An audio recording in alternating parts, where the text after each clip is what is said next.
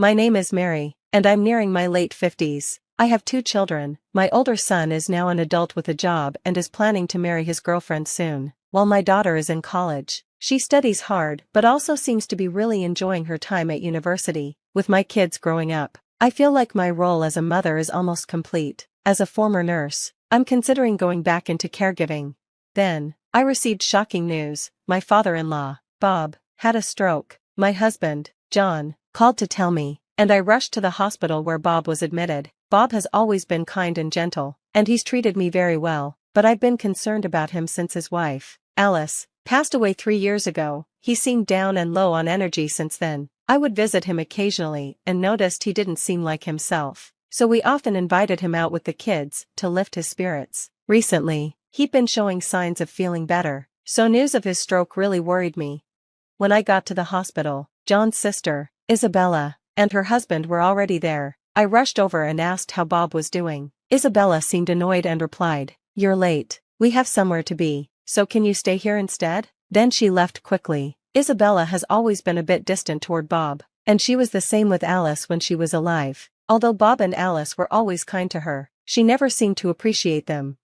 I waited anxiously while Bob was in surgery. After a while, John arrived, looking worried and exhausted. When he asked if Bob was okay, I shook my head, and John's face went pale, but I quickly told him, "No, he's still in surgery. We don't know yet." John looked a little relieved, then sat down in a chair, still visibly upset. I tried to comfort him, putting my hand on his back, but I didn't really know what else to say.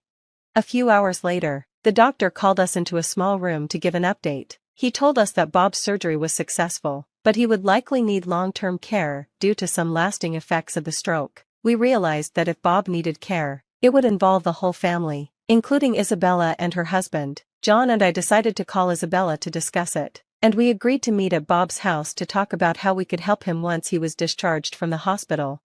As soon as we started discussing Bob's care, Isabella bluntly announced, "I'm not going to look after him," shocking both John and me. "What? If you're not going to, then what are we supposed to do?" I asked. "I don't care, you two can take care of him," she replied dismissively, fiddling with her perfectly manicured nails. Her husband, Tom, nodded in agreement. "What about a nursing home?" "What? Why would I waste money on that?" she snapped. I felt her glaring at me, as if I wasn't allowed to have a say, so I stayed quiet. John looked frustrated. "If he can't go to a facility and you won't look after him, then what are we going to do? That's why you two should take care of him. I'm not having an old, sick man in my house," Isabella said with a smirk. I lost my patience. "That's enough, Isabella. He's your father." "So what?" she said, unfazed. "Just because he's my father doesn't mean I have to look after him. Besides, he's John's father too. I've been saying you should look after him." There wasn't much we could say to that. John and I would have gladly cared for Bob, but our home isn't designed for someone with mobility issues. There are many stairs and uneven floors, and we don't have the money to remodel. "Mary, don't you have a caregiving certificate? Taking care of him should be easy for you, right?" Isabella asked, smiling smugly. John and I were both at a loss for words. We decided to end the discussion for now and left. "What are we going to do?" John asked, looking worried. "I don't mind caring for your father," I said gently, "but if we do, we'll need to make the house safe for him, and that's expensive. Medical equipment isn't cheap either." "You're right," John sighed. "I wondered if making our house suitable for Bob would cost around $100,000. That's just an estimate, but if we adjust the entire first floor to meet his needs, it might be close. With our eldest daughter still in college, we don't have that kind of money, and we're still paying off our mortgage. The thought of taking out another loan for renovations is overwhelming. I feel terrible, but should we consider a nursing home? The problem is, the waiting lists are long, and the fees are high, and I know Isabella and her family won't help financially. I couldn't see a clear solution. We decided I would talk to my father-in-law directly to get his opinion. When I went to visit him in the hospital, he looked much better and greeted me with a smile. "Sorry for all the trouble," he said, like he always does when I visit. "Don't say that. I brought one of your favorite books today," I replied, placing it on the table for him. After his stroke, he lost movement on the right side of his body, so he has to prop books up and use a weight to keep the pages from turning. "Thank you," he said, putting the book by his pillow. "Dad, I came because I wanted to talk about what comes next, I said. He gave me a warm smile. Oh, I know. I'll be okay even in a nursing home. I've saved up for it, so please don't worry. He tried to sound positive, but I noticed a hint of loneliness in his expression. Well, Dad, if you'd be comfortable, why not come live with us? I said, trying to cheer him up. I used to work in elderly care, and since I'm at home, I have the time, and John is there too. That's a kind offer, he said, looking surprised but touched. I could tell he felt he wouldn't be able to go back to his own house, where Isabella and her husband are now living. I imagined how they might treat him as a burden if he returned, and it made me sad. I'd originally planned to just listen to his thoughts and decide from there, but I ended up inviting him before even consulting John. I felt a bit guilty, but I knew John would understand. Now, we just needed to figure out the logistics of his care and, most importantly, the cost. With that in mind, I decided to try consulting Isabella one more time. I went home and told John what had happened at the hospital. He looked a bit concerned, but he seemed to understand and agreed, as if he'd already guessed it would come to this. Right then, John called his sister, Isabella. That's why we're asking for your help, since we'll be the ones looking after Dad, I overheard John say. They seemed to argue on the phone, with John sounding frustrated. Finally, he sighed and hung up. John explained that Isabella had refused to offer any financial help, and there was nothing more we could do about it. Determined to find a way, John and I started discussing how we could handle the costs ourselves. Our home became a bit hectic as we talked about remodeling for accessibility, figuring out what care supplies we'd need, and learning about different options for home care. Later, when I told my father-in-law he'd be living with us after he left the hospital, he looked both happy and a little apologetic. Mary, could you bring the checkbook from that bag over there? He asked during one of my visits. Curious, I did as he asked. Then he opened the bank book and handed it to me, saying, I have some money here. Can you and John use it? The balance in his account was far more than I had ever imagined. When I just stared in surprise, my father-in-law laughed and said, You and John are going to be taking care of me now, right? I heard you're getting a new car and making the house accessible. Would $10 million be enough? $10 million. I was shocked. I had no idea he'd saved so much. Apparently, after my mother-in-law passed away, he hadn't felt like doing much, so he decided to put his energy into investments he'd been learning about for years. My father-in-law's investments had gone surprisingly well, and he saved money quickly. Since he wasn't a big spender, his savings just kept growing. Even with the cost of remodeling the house and getting a new car, he really didn't need all that money. I handed his bank book back and said, I can't accept this much. Please keep it for yourself. But he held it out to me again, saying, I have more than I need. I'd rather give it to you and John, since you're willing to take care of me. After a bit of back and forth, I still felt uncomfortable accepting such a large sum. Seeing my hesitation, he thought for a moment, then suggested, what about $1 million? I managed to convince him to settle on a more modest amount, $100,000. He still seemed a bit disappointed, but he agreed. Just then, Isabella suddenly walked in, completely unaware of our conversation about the money. Quickly, I tucked my father-in-law's bank book back in its original place. Isabella frowned and asked, What's going on? Sounding slightly concerned, though it was clear she hadn't heard anything. It turned out she had just come to drop off some clothes for her father. I felt relieved she hadn't overheard our talk about the money.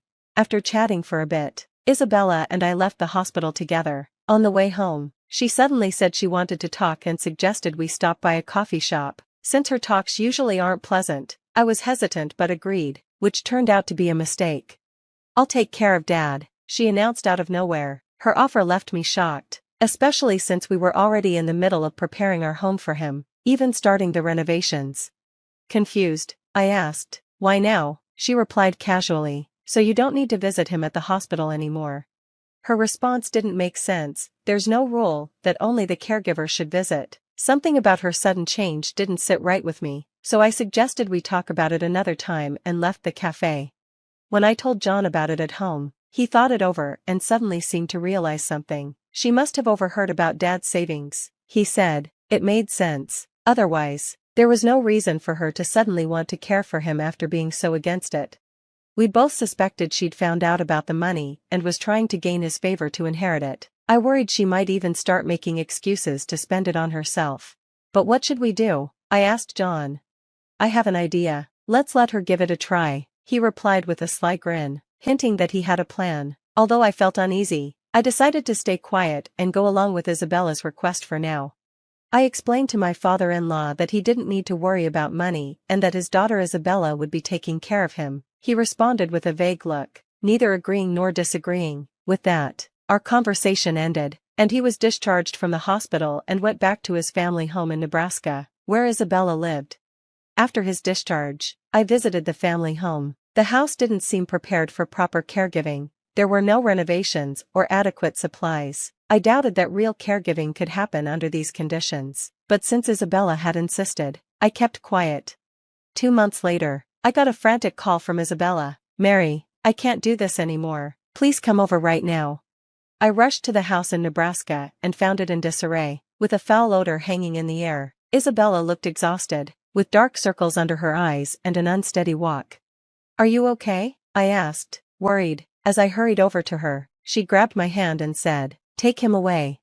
At first, I didn't understand, but after calming her down, she explained. She had completely underestimated the demands of caregiving, helping with walking, meals, and even managing his incontinence, which required changing diapers. It was all too overwhelming for her. I told her I couldn't make a decision right then, but promised to get back to her soon. Back at home, John wasn't surprised. "She lasted 2 months, that's impressive," he said, glancing at the calendar. He'd expected this outcome. He suggested we go pick up his father on his next day off, and I agreed. A few days later, when we arrived at the house in Nebraska, my father-in-law was already packed and ready to leave. I felt relieved that we could finally bring him home with us. As we were about to help my father-in-law into the car, Isabella suddenly said, "I've endured for 2 months, and I used to live here too, so I deserve at least $5 million. Her comment shocked me, and I stopped in my tracks. John also seemed taken aback and turned to look at her. She had a smug look on her face. "What are you talking about, Isabella? This isn't the time or place to talk about money, especially not in front of Dad. He raised us." John tried to reason with her, but it didn't seem to affect her. "I'm his daughter. It's only fair that I get paid," Isabella said defiantly. I couldn't believe how bold she was being. "Enough, Isabella, you shouldn't talk about such things, especially after you've already received money," I said, trying to stop her. My father-in-law, looking shocked, added, "There's none left, just $5 million. What's so hard about that?" I was stunned. How could she speak like this to her own father? Even John, usually calm, looked furious. His face was red as he glared at her. John tried to stay calm, but my father-in-law, Bob, spoke up to ease his son's anger. "It's okay, John, she's speaking the truth." Then, Bob turned to Isabella with a cold expression. "Isabella, you are no longer my child. Leave this house." His words were so harsh, and when Isabella heard them, she froze in shock. What are you talking about? I'm your only daughter," she exclaimed. "I only have one son, and this kind, caring woman here is my daughter-in-law. I don't know who you are anymore. Take your foolish husband and leave," Bob said firmly. I was shocked. This was the first time I'd ever heard my father-in-law speak so harshly. He was usually soft-spoken, but now his eyes were hard and unyielding. Isabella seemed stunned and didn't dare respond. "Well, shall we go? I'm counting on you moving forward," Bob said, his voice returning to its usual warmth as he looked at me with a smile. John and I followed his lead, leaving Isabella standing there, speechless. Later, Bob arranged through his lawyer to ensure his inheritance would go only to John, so none would go to Isabella. After Isabella moved out, leaving the house empty, Bob suggested that John and I move in, and we happily agreed. Isabella and her husband, it turned out, had been spending a lot of Bob's money even while he was healthy, and their careless spending had led them into debt. Now, they struggle to make ends meet. I can't help but feel this is the natural result of how Isabella treated her father. Taking care of Bob is challenging, but with my caregiving experience, it doesn't feel like a burden. Our family is able to enjoy a good relationship and a peaceful home life together.